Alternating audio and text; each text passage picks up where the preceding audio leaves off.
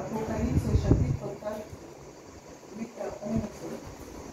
Et les 4 animaux avaient chacun 6 ailes.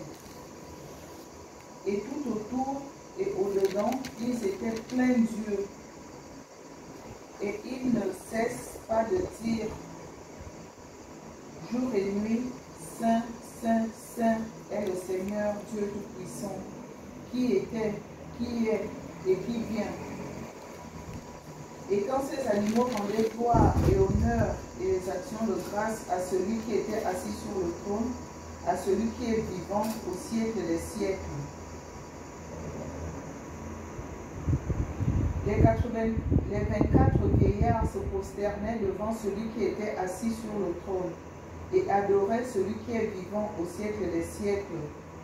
Et ils jetaient leur couronne devant le trône en disant, Seigneur, tu es digne de recevoir gloire, honneur et puissance, car tu as été toute chose, car tu as créé toutes choses, et c'est par ta volonté qu'elles existent et qu'elles ont été créées. Gloire à Dieu. Donc, Apocalypse fait partie des livres écrits par l'apôtre Jean. D'accord? Jean l'apôtre. Donc, il y a Jean le disciple qui était le cousin de Jésus, mais celui-ci c'est Jean l'apôtre. Donc, il est aussi l'auteur de l'évangile de Jean, 1 Jean, 2 Jean, je crois il y a 3 Jean, jusqu'à... Oui, voilà, 3 Jean. Donc, ici, il va écrire ce livre aussi dans un contexte un peu particulier. Il était en prison, d'accord? Il était en prison, complètement petit, détaché de son ministère. Il ne pouvait plus, il ne pouvait pas exercer en fait comme apôtre. Donc, et il va être ravi en esprit en fait, parce que ça c'est une vision qu'il a eue, hein. Une vision. Il va être ravi jusque dans le ciel. Et même dans le premier chapitre de lecture, dit qu'il a entendu, il y a une voix qui va lui dire, allez, monte ici. Donc ça, c'était un esprit, ça, en fait. Et ici, il voit, qu'est-ce que cet apôtre voit? Il voit les animaux, en fait. Tu vois, il y a des animaux, et il nous est décrit que ces animaux, ils adoraient celui qui est assis sur le trône, donc ça dit le Seigneur Jésus. Et vous savez que les animaux, ce sont des êtres... Oui, c'est des êtres qui sont doués de sensibilité, de mouvement, s'ils peuvent se déplacer. Mais ils sont, contrairement aux hommes, ils sont inférieurs en fait. C'est des êtres qui sont inférieurs aux hommes, d'accord? Ils sont inférieurs aux hommes. Et, mais cependant, ils adorent le Seigneur, tu vois? Ils adorent Dieu. Et qu'est-ce qui va se passer? Au même moment, quand il a la vision des animaux adorant le Seigneur, adorant celui qui est assis sur le trône, il voit 24 vieillards, d'accord, qui avaient des couronnes plus haut. Il nous a dit que ces couronnes-là, c'était faites en or, en fait. C'était des couronnes en or. Et ces vieillards, devant celui qui est assis sur le trône, vont se débarrasser, en fait. Ils vont se dépouiller de leurs couronnes pour ils vont les jeter devant le Seigneur en disant, tu es digne de recevoir gloire, honneur, puissance, car tu as créé toutes choses et c'est par ta volonté qu'elles existent et qu'elles ont été créées. Donc, ils vont se mettre à adorer le Seigneur. D'accord? Donc, et on voit ici, ils adorent Dieu, pas parce que ils attendent quelque chose, ou que Dieu doit les donner des choses, en fait. Tu vois un peu, non? Ou ils sont en train de réclamer quelque chose. On voit un peu comment... Ils adorent Dieu pour ce que Dieu est, en fait. Ils sont en train de rappeler Dieu pour ce qu'il est, en fait. D'accord? Pour ce que Dieu est. Il dit, tu es digne de recevoir louange, honneur, gloire, puissance, car tu as créé toutes choses. Alléluia. Ils adorent Dieu comme étant, ils reconnaissent le Seigneur comme étant le créateur de toutes choses. Et c'est pas ta volonté qu'elles existent et qu'elles ont été créées. Ils adorent Dieu pour ce qu'il est. Alléluia. Amen. Il est le créateur et vraiment, il faudrait que le Seigneur nous amène dans ce niveau-là, en fait. Ce niveau, qu'on ne soit pas des gens qui veulent ou qui adorent le Seigneur pour avoir des choses, en fait.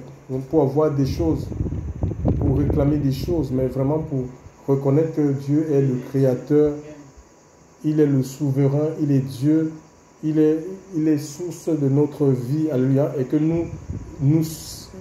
nous existons, c'est grâce à lui et c'est uniquement pour l'adorer. Donc voilà, ces 24 vieillards aussi, ces 24 vieillards, ce n'étaient pas des gens, des simples gens du peuple en fait, hein, parce qu'ils ont des couronnes quand même. Hein, ouais, une couronne, ça veut dire que c'était une marque de distinction, de gratification. Par exemple, quand on parle des rois, les rois, ils ont des couronnes qui marquent leur autorité, leur dignité. Donc c'était des gens qui avaient quand même... c'est ce qui faisait la couronne faisait partie de... c'est ce qui... La couronne les amenait peut-être à pouvoir... à être fiers d'eux en fait. C'est ce qui faisait leur fierté en fait. Hein, de ce qu'ils ont. Ils ont des couronnes, donc ils sont pas... C'était des gens importants. Mais on voit que devant le Seigneur, ben, ils se débarrassent de ce qu'ils ont de plus cher en fait. Donc je ne sais pas, parce qu'on ne peut pas dire, nous on a un problème aujourd'hui en fait. Beaucoup de gens n'arrivent pas à grandir dans les voies de Dieu parce qu'en fait il y a des choses que nous retenons en fait. Tu vois un peu, non? Tellement c'est des choses qui nous sont précieuses, qui nous sont chères. On a du mal, ça peut être un péché, hein, ça peut être même, peut-être qu'on a étudié et ces études-là, ça devient un handicap au point où on ne veut pas aller dans la direction du Seigneur en fait. Tu vois un peu? Ça peut être quelque chose qu'on a, donc tellement qui nous rend fiers et ça nous bloque en fait. Ça nous empêche d'avancer, de progresser avec Dieu. Parce que l'adoration véritable, l'adoration même c'est quoi? C'est rendre un culte à Dieu en fait. C'est rendre un culte, oui. Mais c'est pas... Et dans les Écritures, autrefois, le culte c'était un culte charnel en fait. Tu vois, non? Il y avait un temple, on demandait des animaux, tu vois un peu, on demandait des animaux, le culte était un peu dans ce sens-là. Mais quand on lit le livre de Romains chapitre 12, quelqu'un peut lire Romains chapitre 12 à partir du premier verset. Dans l'ancienne alliance, le culte, c'était, il y avait quelque chose de physique, il y avait des autels qui étaient bâtis. Hein, on entend cet évangile-là, il faut construire il faut élever un autel à Dieu. Non. Ça, c'est désuet, ça. C'est dépassé. Romains chapitre 12. 12 versets. À partir du premier verset. Je vous exhorte, donc, frères, par les compassions de Dieu, à offrir vos corps comme un sacrifice vivant, saint, agréable à Dieu, ce qui sera de votre part un culte raisonnable. Voilà, écoute un peu, donc, il dit, je vous exhorte à offrir vos corps comme un sacrifice. Donc, on voit ici que le culte, donc, c'est l'offrande, c'est le sacrifice de ta vie. C'est ta vie qui est offerte, un peu comme des animaux dans l'ancienne alliance qui était offerte à l'autel du sacrifice. Alléluia. C'était un autel fait en airain, d'accord, pour que l'homme soit justifié devant Dieu. Et l'autel aujourd'hui, c'est la croix en fait. Hein. C'est la croix et nous devons venir tels que nous sommes, avec nos couronnes, tout ce qu'on a, alléluia, pour s'offrir, pour offrir cela à Dieu. Et c'est ce qui nous permet de rentrer dans ce culte que le Seigneur, il recherche. Oui, vas-y. Verset 2. Ne vous conformez pas au siècle présent, mais soyez transformés par le renouvellement de l'intelligence, afin que vous discerniez quelle est la volonté de Dieu. Donc voilà, regardez ce qui est agréable, oui voilà, c'est ça. Ce qui est bon, agréable et parfait. Donc on voit ici en fait, donc, il y a des gens qui se plaignent, ils cherchent la volonté de Dieu, ils cherchent la volonté de Dieu. La volonté de Dieu, ça se trouve dans les Écritures. Maintenant, s'il y a une volonté qui est personnelle, que le Seigneur, des choses que Dieu veut nous conduire. Dieu veut nous conduire dans certaines choses qui sont personnelles, qui sont propres à nous, mais ça passe par l'offrande de ta vie. si on ne souffre pas entièrement, il n'est pas question de souffrir de manière partielle. Tu vois un peu? Où je vais offrir seulement mes lèvres. Ça, c'est une fausse adoration. Où on offre seulement les lèvres. C'est notre être entier, corps, âme, esprit. Alléluia. Donc, on ne va pas seulement offrir les lèvres ou les pieds. Je vais me déplacer. Comme beaucoup de gens, il y a des églises qu'on a fini de construire, ce qu'on appelle des églises physiques. Et les gens, ils se déplacent, ils vont faire leur service, ils vont chanter, ils vont retourner. Et ils retournent à leur ancienne vie.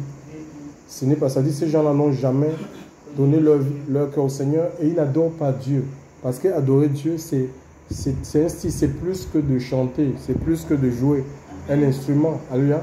C'est plus que d'aller peut-être parler. Oui, c'est un style de vie en fait. C'est une vie, c'est ta vie qui appartient, qui est en conformité à la parole du Seigneur. Et ça, à ce niveau-là, tu connais le plan de Dieu pour ta vie. Parce que ton esprit est connecté à l'esprit de Dieu. Et l'esprit de Dieu qui sonde les profondeurs. Alléluia. Ça connaît ce qui est dans le cœur de Dieu pour ta vie. Et c'est l'esprit de Dieu qui va te révéler les choses que Dieu a pour toi, à ton esprit. Alléluia. C'est comme ça en fait. Donc les enfants de Dieu, ce n'est pas des gens qui marchent comme ça dans l'incertitude, où on va essayer des choses, on n'essaye rien. Alléluia. On voit tellement, on voit clair. Alléluia. Le plan de Dieu, le projet de Dieu pour notre vie est parfait. On sait ce que Dieu va faire avec notre vie, ce qu'il attend de nous. Alléluia. C'est vraiment le sacrifice. Ce n'est pas un problème d'organisation. On voit dans les églises, pour ceux qui étaient là dimanche, nous avons parlé de l'église de Laodicée. Laodicée qui était une région dans l'Asie mineure, l'actuelle Turquie aujourd'hui, où cette assemblée-là avait complètement, le Seigneur se tenait à la porte de cette assemblée et il frappait. Et cette assemblée ne voulait pas ouvrir en fait, parce qu'elle disait qu'elle s'estimait suffisante, qu'elle était riche, elle n'avait besoin de rien. Et pourtant le Seigneur trouvait cette assemblée complètement misérable, pauvre, aveugle et nue. Ce sont les descriptifs que le Seigneur donne concernant cette église, en lui prodiguant même des conseils. Donc c'est une relation qui est personnelle, qui est appelée à grandir. Alléluia. Qui est appelée à grandir. Et pour s'offrir, offrez vos corps. On s'offre à qui? Au Seigneur. Pour s'offrir à un homme, il faut qu'il y ait de l'amour. Alléluia. Donc sans amour de Dieu, il nous est difficile de nous offrir à lui. Le psaume, on peut lire le psaume, quelqu'un dit le psaume 30. Le psaume 30, hein? Le psaume 30, verset 4 à 5.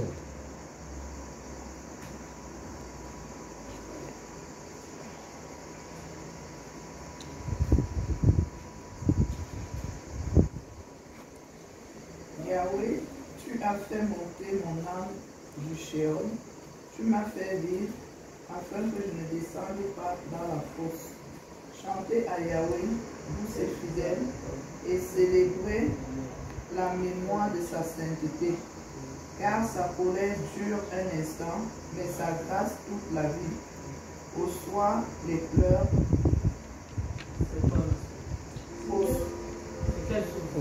Oui, le psaume 30, verset 4 à 5. À partir du verset 4 à 5, oui. C'est bon, oui. Donc voilà, on voit ici, c'est David, il reconnaît comment Dieu l'a sauvé. Alléluia. Et il dit chanter, mais pour aimer, vous qui l'aimez, donc il faut aimer Dieu. Il faut aimer le Seigneur. Alléluia. Mais pour l'aimer, il faut déjà avoir reçu son amour. Alléluia. Il faut avoir reçu l'amour du Seigneur pour pouvoir... C'est ce qui se passe en fait, parce qu'on ne peut pas se donner au Seigneur par nous-mêmes comme ça. Il faut un toucher de Dieu, premièrement dans notre vie, et c'est ce qui va nous pousser à nous approcher de Dieu. Et plus on s'approche de lui, plus le Seigneur continue à nous toucher pour que davantage on puisse s'approcher, oui, c'est ça en fait. Donc on s'approche chaque jour un peu plus. Et ça, ce n'est pas fini, on va de toucher en toucher, juste à ce que le Seigneur va revenir. Donc on ne peut pas s'asseoir dans nos suffisances, de dire que voilà, maintenant on est bien, on est sécurisé. Rien n'est acquis, alléluia. On est appelé à connaître le Seigneur chaque jour un peu plus. Et ça passe par l'offrande de notre vie. Et quand on s'offre, vraiment on rentre dans une adoration qui est véritable, qui réjouit le cœur de Dieu, où rien ne compte plus. Même si on est chef d'entreprise, ça n'a aucune importance, qu'on soit marié, qu'on ait des enfants, on ne va pas venir ça, avec une certaine on appelle ça, donc une fierté devant le Seigneur, comme dit, voyez ce que j'ai, comme si ce sont des acquisitions par nos propres forces. Oui, non, c'est pas tout ce qu'on a, ce qu'on le doit, on le doit à Dieu. Alléluia. On est comme un enfant en fait devant le Seigneur. Alléluia. Et voir ces gens-là, ces dignitaires-là, des gens remplis d'autorité, d'honneur, de gloire, ils viennent, ils jettent leur couronne devant le Seigneur pour reconnaître qu'ils ne sont rien face à la sainteté, de Dieu. Et le Seigneur va dire dans le livre de Jean, dans le livre de Jean, on va lire le livre de Jean.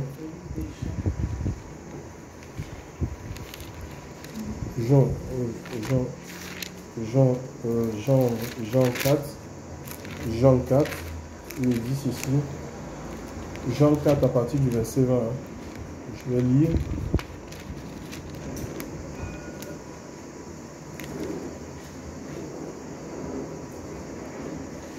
Jean 4, verset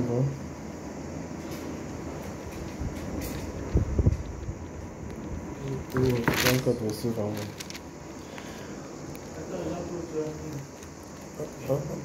Oui,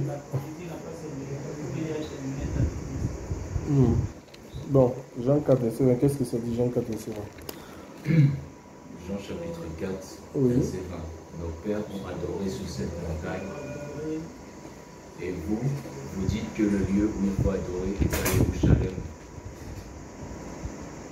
Oui. Yahushua lui dit, femme, crois-moi, l'heure vient où ce ne sera ni sur cette montagne, ni à Jérusalem. Oui, nous vivons ces heures en fait. Hein. Donc la femme, ça veut dire que nos pères ils ont adoré sur cette montagne. Il y avait ce qu'on appelle des hauts lieux à cette époque-là, d'accord, où les gens ils allaient, ils adoraient, ils faisaient des offrandes. Et les Juifs, parce que eux ils avaient reçu, comme quand ils sont installés dans le pays de la Canaan, Dieu les a donné de bâtir un temple en fait. Hein. Ils avaient d'abord le tabernacle, après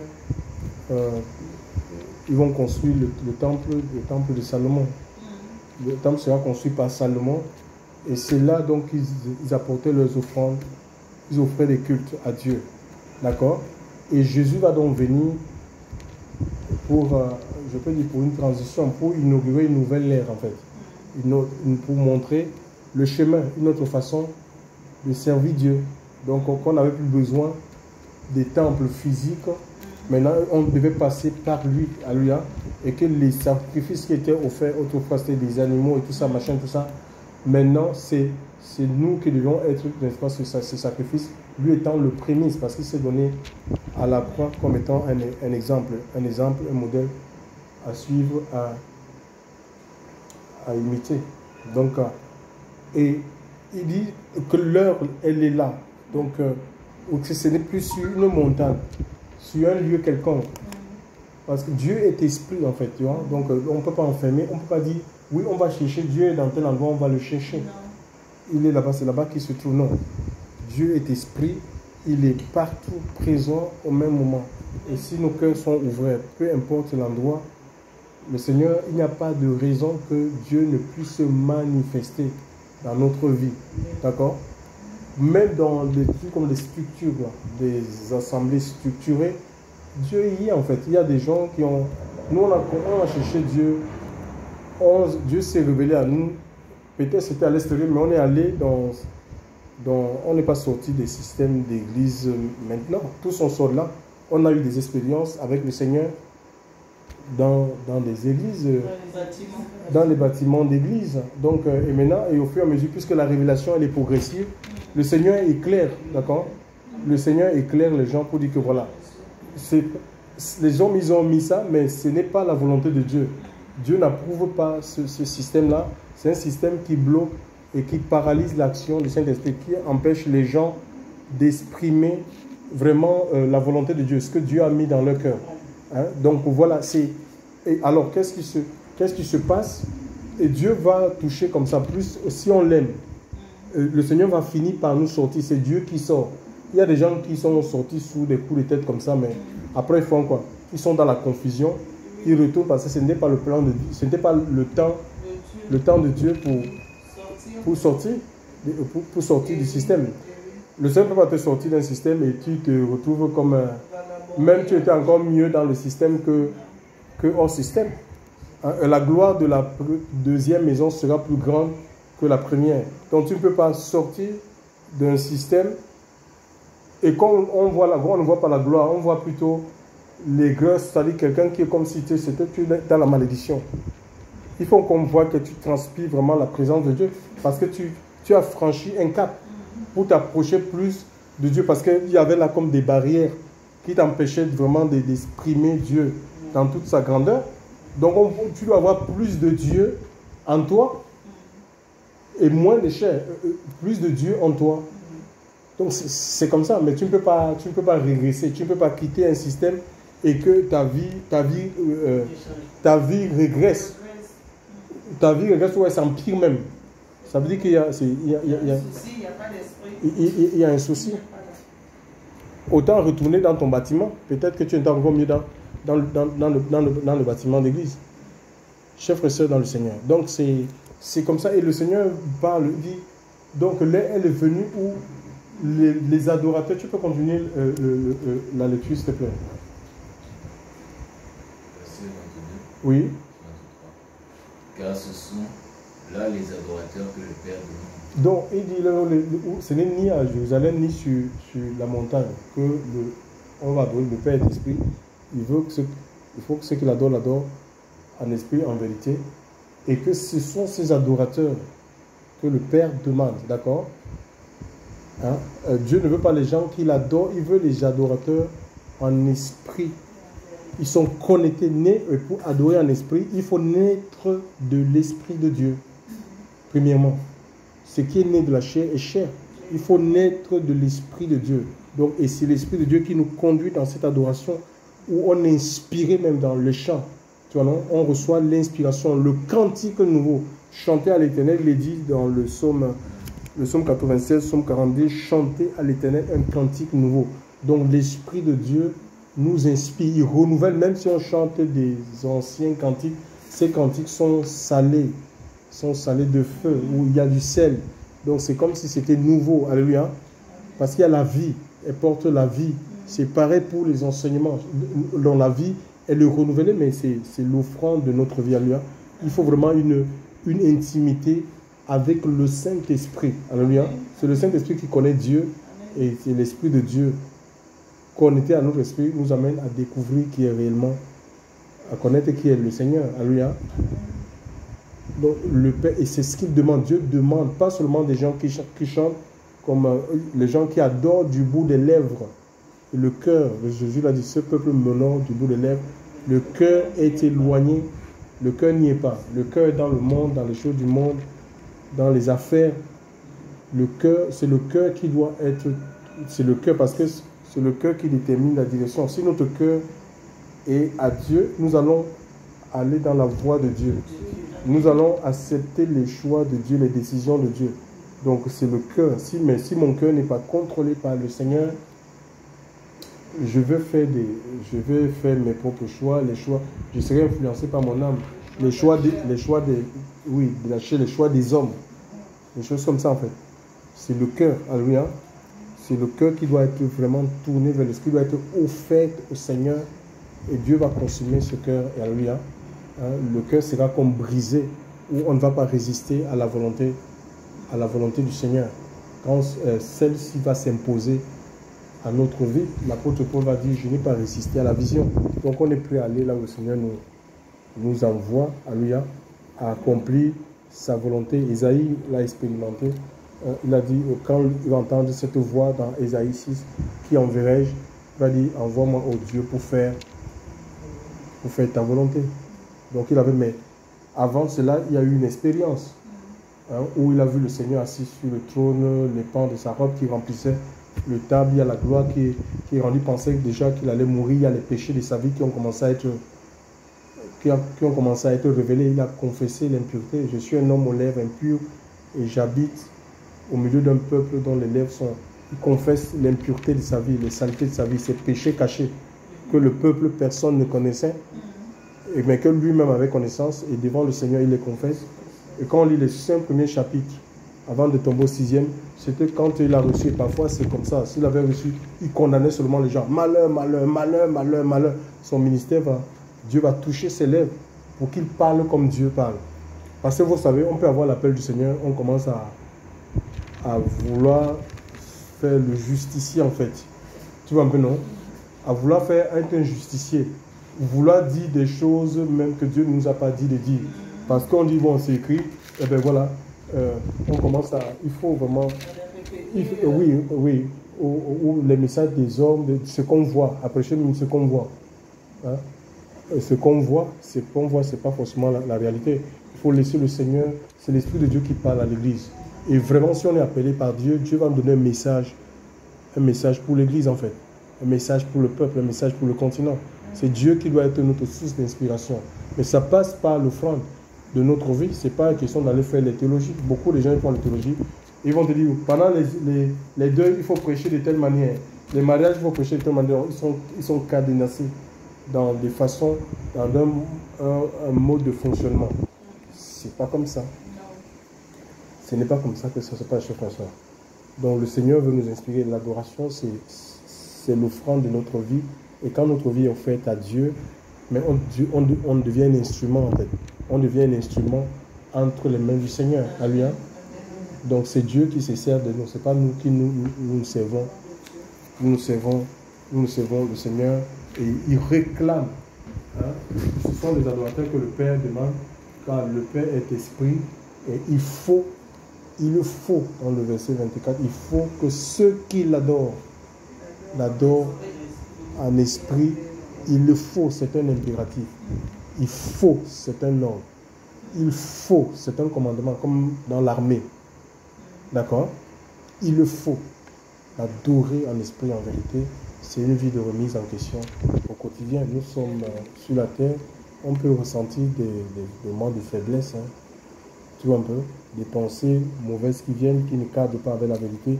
En tant qu'adorateur en esprit, on ne peut pas se complaire, on doit refuser ça. Tu vois, un peu comme la réaction que la sœur a eue ici. C'est normal. Elle voit une vision où elle est dans une chambre et le monsieur a versé un truc. Sûrement, c'est un piège. Elle a refusé ça dans l'esprit. Ça dit que, spirituellement, elle est forte. Et donc, parfois, tu peux être dans une vision comme ça, tu te plais à rester dans ça, tu as vu. Donc, refuser ça, c'est bien. Ça veut dire que il y a un travail de Dieu dans sa vie. Qui fait que ça s'est fait seul, hein? Oui, qui fait qu'on refuse le mal, d'accord? Et c'est pareil, vraiment, qu'on a le dégoût. Et ça, c'est Dieu qui doit nettoyer notre cœur, en fait. Nettoyer, purifier notre cœur. Pour qu'on refuse, vraiment, on refuse des choses qui ne sont pas les mauvaises choses. Ça, c'est un travail à l'intérieur. C'est pas un truc de la chair. Que même on peut te proposer de l'argent, tu gifles même la personne. Vous voyez? Ouais.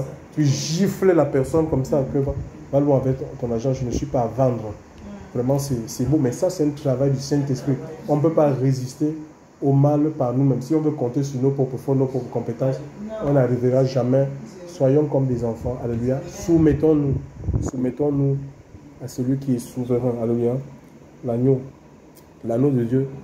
C'est lui qui donne la force, alléluia. C'est lui qui nous donne la force, mais il faut qu'on regarde à lui. À lui soit toute la gloire, l'adoration véritable. C'est vraiment, ça n'a rien à voir avec des foules, des bâtiments, des machins. C'est ta vie qui est offerte à Dieu et les gens verront que Dieu vit en toi. En fait. Les situations qui sont compliquées, Dieu va te mettre dans des situations compliquées, difficiles. Les gens, mais comment tu t'en sors, comment tu arrives à gérer, tu restes serein avec tout ce que tu es là, mais ce n'est pas possible, tu ne déprimes pas, mais parce que Dieu vit en toi. D'accord? Tu es son temple, tu es sa maison. Alléluia. Voilà. Il y a sa gloire dans ta vie. Alléluia. C'est ça qu'on a besoin. Alléluia. Gloire à Dieu. Merci Seigneur. Tu voulais donner un témoignage, ma soeur? Oui, par rapport à ça même, je voulais donner un témoignage parce qu'il y a la semaine dernière, et on a un petit cousin qui est malade. Et donc, quand ma tante m'a dit ça, bon, ils ont dit qu'ils n'ont qu'à l'enlever, ils n'ont qu'à le faire, les docteurs de Thibaut disent qu'ils n'ont qu'à le faire à Abidjan. Et moi, j'ai appelé comme ça ma tante. Et puis elle me dit, on a Thibaut. Elle dit, il y a quoi à Thibaut? Elle dit, ah, le petit est malade, nous tous on a Thibaut. Qu'au lieu on mis 7 ballons, ça ne va pas. Et même le docteur a dit, mais qui boit le sang de l'enfant? Et que vraiment, ils disent qu'on a qu'à l'amener à Abidjan, que nous, on n'a pas l'argent.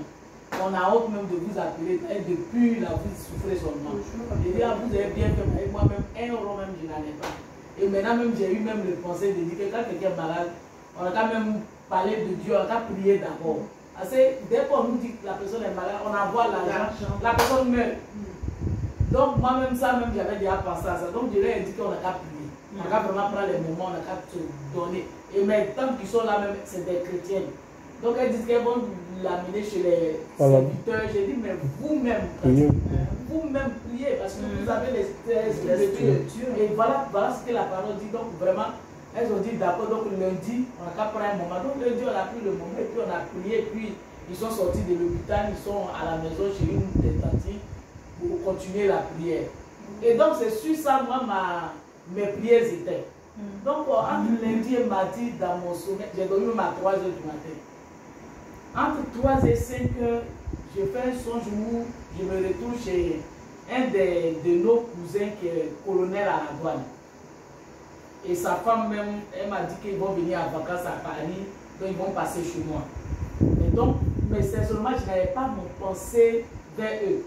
Moi, j'étais focalisé sur le cousin là, vraiment que le Seigneur n'a qu'à le délivrer. On n'a pas l'âge. Et donc, dans mon songe, c'est comme si je suis chez eux, mais toute la place était bonne, elle avait les enfants, tout et puis il a reçu un coup de fil. Et il a paniqué un peu dans son coup de fil, il a parlé un peu plus. En même temps, on voit qu'il y a 2 personnes qui apparus là comme ça et ils l'ont mélotté. Ils l'ont mélotté et puis nous on a commencé à paniquer. Ah, mais il y a quoi? Sa femme a commencé à pleurer. J'ai dit, mais il y a quoi, monsieur? On dit, ah, qu'il a fait, parce que c'est les colonels, en Afrique, là, c'est vraiment, ils n'ont pas de grand salaire, mais c'est business growth, ils ont beaucoup d'argent. Donc, je ne sais pas s'il s'est mis dans un truc, et puis, je pense qu'ils l'ont piégé, donc ils ont su que, voilà, donc ils l'ont mis dans le sac. Mais ma soeur, sa femme a commencé à pleurer. Mais pourquoi tu ne m'as pas dit que tu faisais un truc comme ça? Pourquoi tu ne m'as pas dit pleurer? Il dit, appelez mon grand frère. Et j'ai commencé, je suis parti au milieu des 2 personnes là. J'ai commencé à prier. J'ai dit, le Seigneur est là avec toi. Le Seigneur va t'aider. Où tu vas, où il va avec toi, là, le Seigneur va t'aider. J'ai commencé à prier, Seigneur Jésus. Ils l'ont démêleté. Oh, et gloire à Dieu, je vois des gens du village qui viennent en même temps, mais en chantant les chansons des morts, en pleurant. Et je dis que qui est mort ici? Sortez là-bas. Oui. Ils se sont retournés en même temps. Ça veut dire que c'est comme si des fourmis quoi. En même temps que je dis sortez, il y a personne mort. Ils se sont retournés avec les chansons. On les a même plus vus. Et je lui ai dit que mais ce que tu as fait comme délit là, tu vas faire combien de temps en prison? Il dit j'ai au moins 15 ans. Patricia, j'ai dit il faut prier Dieu. Il faut prier Dieu. Le Seigneur va te délivrer. J'ai dit comme si c'était la dernière. Oui. Et je me réveille. Donc j'étais pas bien. J'ai dit mais tout ça c'est quoi ça? J'ai paniqué la vérité. J'ai prié et comme souvent, très souvent quand je vois des choses claires comme ça, souvent ça devient vérité. Je l'ai appelé. Oui. À 6 heures, je l'ai fait un message. Je lui ai dit vraiment, il faut me rappeler. Comme c'est les boss de l'Afrique là, ils n'appellent pas les gens comme ça. Donc j'ai appelé un autre cousin pour dire, dis à ton ami là, il n'a qu'à m'appeler. Parce que ce que j'ai vu comme son japonais, pas que demain, Dieu me dit, je t'appelle, il est venu comme ça. Oui, tu lui as pas dit. Donc lui, il me rappelle, et puis je lui explique le son, il dit merci Patricia. Encore même, il parlait même qu'au village, même, ils veulent le tuer depuis. Depuis, ça sort que, fais attention. Mais eux, ils sont dans les femmes, ils sont dans la catholique, ils ne sont même pas des chrétiens même. Parce qu'ils disent que moi je suis catholique, ils sont dans les femmes seulement. Sa femme dit elle est Jéhovah. Donc, je lui ai dit vraiment, il faut se donner à Dieu, il faut prier Dieu. Priez, donnez-vous à Dieu, voilà le rêve à moi. Et puis, dans ce temps-là, quelques business que tu as dedans, ne rentre pas dedans. Parce que non, Thomas Ouattara même, il cherche même où il va trouver faille des Ivoiriens. Oui. Et puis en même temps, donc c'est compliqué. Et puis il y a le piège partout, l'ennemi il est partout. S'il ne peut pas te tuer, depuis là, il rôde là. Il peut te faire truc dans. Tu vas à prison, tu es mort. Si tu es parti à prison, c'est fini. Donc j'ai dit merci vraiment, j'ai dit vraiment, prie Dieu merci, Dieu merci à Dieu, c'est que je suis ton démêloté. Donc je crois que Dieu a fait quelque chose, mais il faut vraiment être toi-même maintenant. Sa femme m'appelle vers midi après. Moi j'ai prié, moi j'ai prié, comme témoin de Dieu, les gens disent que ce n'est pas Dieu là, mais moi j'ai prié. Donc Dieu ne m'a pas montré, que tout le monde, et souvent même les gens disent la paix, disent que Dieu a, j'ai eu quelque chose comme ça en rêve, ou bien comme ça, je prie. Je dis ma soeur, le Dieu que nous prions là, il est vivant. Si tu pries vraiment là, le Seigneur Jésus-Christ là, rien ne va plus t'arriver. Mais ton mari même aussi, est-ce qu'il est dans la volonté, dans la voie de Dieu? Parce que le péché là, moi je les connais, ce sont mes amis d'enfance. Je ne sais pas pourquoi Dieu m'a arrivé, je ne pensais même pas à vous. Je suis dans un autre sujet. Mais de toute façon c'est clair, faites attention. Prie pour lui et priez vraiment. Donc c'est pour ça que je voulais, mais vraiment dans ma prière, dans mon leçon, c'était comme si c'était vraiment la présence de Dieu. Quoi. Amen. Gloire à Dieu.